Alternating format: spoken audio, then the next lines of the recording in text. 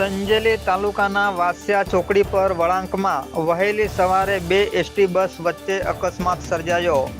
સંજેલી તાલુકાના વાસિયા ગામે વહેલી સવારે વાસિયા ચોકડી પર બે એસટી બસ સામસામે ટકરાતા અકસ્માતની ઘટના સર્જાઈ હતી. આજે સવારના વરસાદી વાતાવરણને પગલે તેમજ ધુમ્મસ તેમજ વળાંકમાં જાડી ઝાકરાના કારણે અકસ્માત સર્જાયો છે તેવું હાલ જાણવા મળેલ છે.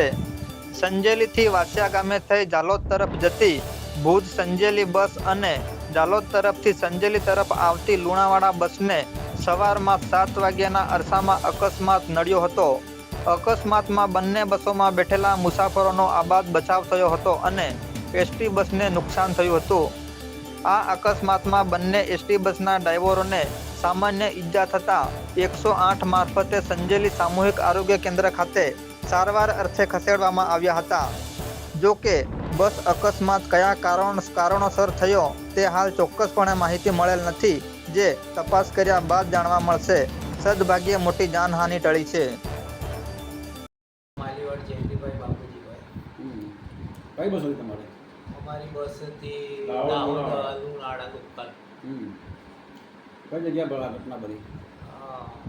વાસિયા ટ્રેનિંગમાં.